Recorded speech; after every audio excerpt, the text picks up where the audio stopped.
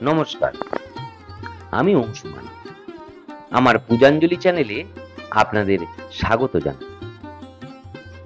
শিবের নাম মতঙ্গ, তার শক্তি মাতঙ্গী। হ্যাঁ, ঠিকই ভেবেছেন। দশ মহাবিদ্যার মধ্যে মাতঙ্গী হলো নবম স্থান। এই মাতঙ্গী দেবী সম্বন্ধে কিছু বলার চেষ্টা করছি। মাতঙ্গীর ধ্যানে তার রূপের বর্ণনায় আছে যে তিনি শ্যাম বর্ণা, তার শিরে অর্ধচন্দ্র শোভিত।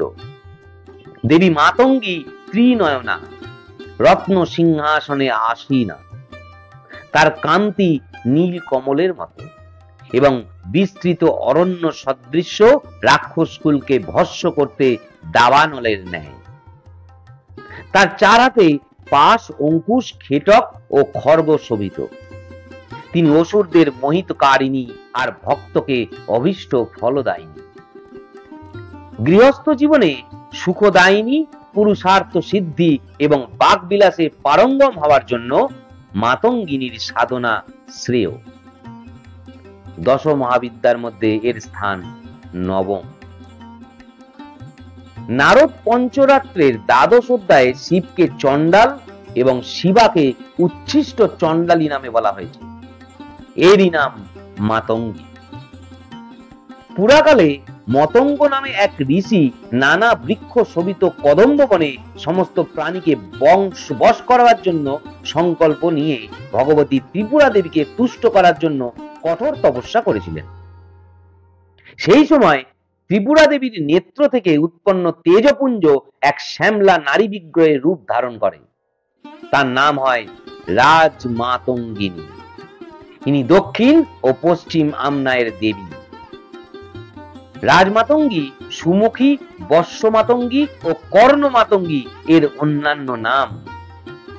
মাতঙ্গীর ভৈরবের নাম হলো মতঙ্গ। ব্রহ্মজাবল তন্ত্রে এইকে মতঙ্গ মুনির কন্যা বলা হয়েছে। দশ মহাবিদ্যার মধ্যে মাতঙ্গীর উপাসনা বাকসিদ্ধির জন্য বিশেষভাবে উপযুক্ত।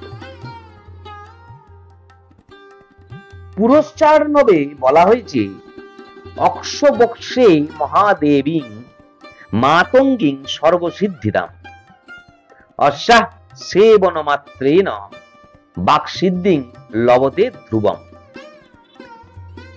ভালোভাবে পর্যালোচনা করলে মাতঙ্গীর স্থূল রূপের এই অর্থ বোঝায় ইনি পূর্ণ বাগদেবতারই মূর্তি।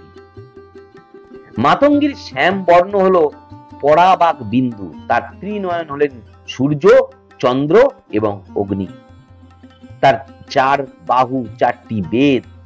পাশ হলো অবিদ্যা, অঙ্কুশ হলো বিদ্যা, কর্ম রাশি হলো দণ্ড, শব্দ স্পর্শাদি গুণ হলো কৃপান, অর্থাৎ পঞ্চভূতাত্মক সৃষ্টির প্রতীক। কদম্ববন হলো ব্রহ্মাণ্ডের প্রতীক। যোগরাজ উপনিষদে ব্রহ্মলোককে কদম্বের মতো গোলাকৃতি রূপে বর্ণনা করা হয়েছে। ভগবতী মাতঙ্গীর সিংহাসন শিবাত্মক মহামঞ্চ অথবা ত্রিকোণ। সূক্ষ্ম রূপে তার মূর্তি হলো যন্ত্র, আর পররূপে বা স্থূল রূপে শুধুমাত্র ভাবনা বা চিন্তন। শ্রী শ্রী চণ্ডীর সপ্তম অধ্যায়ে মাতঙ্গী দেবীর ধ্যানে বলা হয়েছে যে তিনি রত্নময় সিংহাসনে বসে কাকাতুয়ার মধুর শব্দ শুনছেন। তিনি শ্যামবর্ণা। তিনি তার একটি পা পদ্মের উপর রেখেছেন। তার শিরে অর্ধচন্দ্র এবং গলায় কলহার ফুলের মালা পরে রয়েছেন। যিনি বীণা বাদনরতা দেবী মাতঙ্গীর পরিধানে সুবদ্ধ চলি সুশোভিত। তিনি রক্তবর্ণ শাড়ি পরিহিতা আর হাতে শঙ্খ পাত্র ধরে আছেন। তার মুখমণ্ডলে মধুপানের মৃদু আভা এবং ললাটে সুন্দর টিপ শোভা পাচ্ছে। এর বল্লকি অর্থাৎ বীণা ধারণ নাদের প্রতীক। কাকাতুয়ার পরা হ্রিং বর্ণের উচ্চারণ বীজ মন্ত্রের প্রতীক। পদ্মফুল হচ্ছে বর্ণাত্মক সৃষ্টির প্রতীক। শঙ্খপাত্র হলো ব্রহ্মরন্ধ্র এবং মধু অমৃতের প্রতীক। রক্তবর্ণ শাড়ি অগ্নি অথবা জ্ঞানের প্রতীক। বাগদেবীর অর্থে মাতঙ্গী যদি ব্যাকরণ রূপ হন, সুখ পাখি হলো শিক্ষার প্রতীক। 4 হাত 4 বেদের প্রতীক। এইভাবে তান্ত্রিকদের ভগবতী মাতঙ্গী, মহাবিদ্যা বৈদিকদের সরস্বতী। তন্ত্রশাস্ত্রে এর পূজার বিস্তারিত বর্ণনা আছে। তা মাতঙ্গী